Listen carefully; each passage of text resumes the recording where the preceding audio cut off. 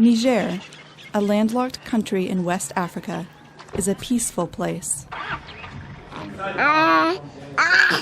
But every day in this country of more than 13 million, battles rage as children fight for their lives against hunger and disease.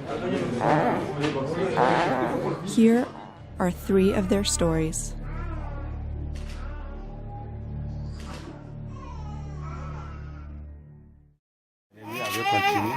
Two-year-old Rabi Asuman was brought here by her parents.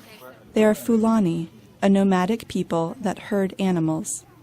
Halima, Rabi's mother, is pregnant with her 8th child.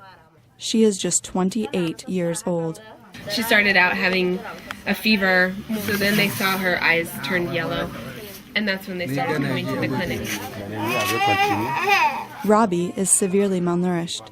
She weighs just under 12 pounds. So she got medicine for malaria, but she was anemic, and that's never gotten better. She is about 2 years old, but has never talked and can no longer walk or stand on her own. Her full set of teeth provide more evidence of her age than her tiny, fragile body. Rabi stopped eating much when she came down with malaria about 2 months ago. Rabi takes her first bite of the therapeutic food Plumpy Nut willingly. Plumpy Nut, a fortified nutritional food made from peanuts, is helping keep children alive in this harsh, dry region of West Africa. Although they are normally nomads, Rabi's family will stay in a nearby village and return to the clinic regularly until Rabi regains her health.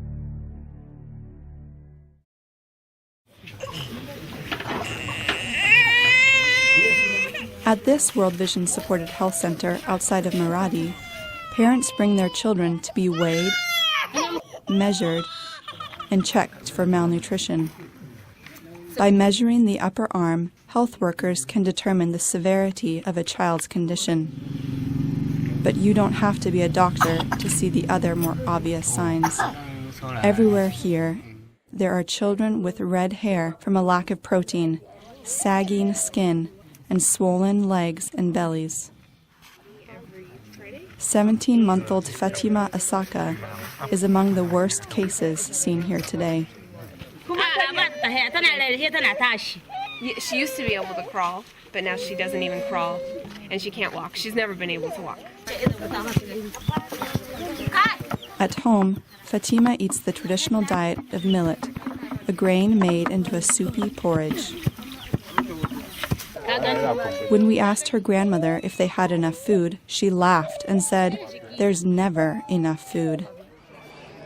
Fatima and her grandmother will go to a center for malnourished children run by Doctors Without Borders. There, she'll receive treatment that could save her life.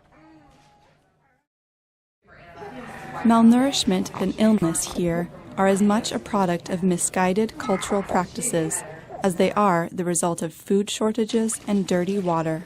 To combat that, mothers here learn about good nutrition from community health workers trained by World Vision.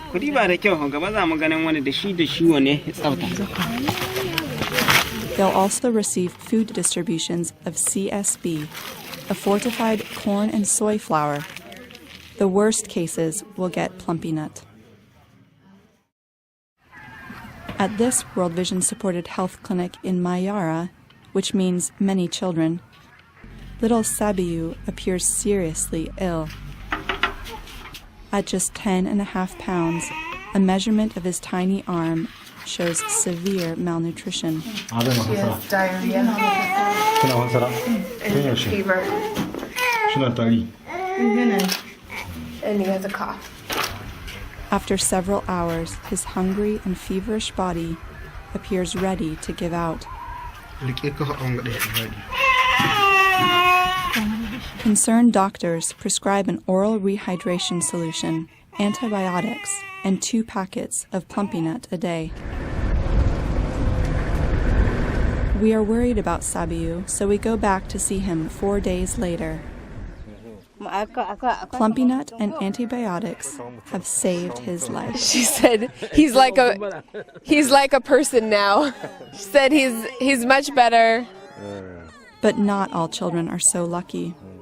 We met Fatima again 6 days after she was referred by World Vision to the Doctors Without Borders clinic. Although she is now able to eat an enriched milk formula, doctors here are concerned that she has an infection they cannot diagnose. They've already tried several days of antibiotics. Rabi, Fatima, and Sabiu are but 3 of the nearly 1 billion people battling hunger and disease every day.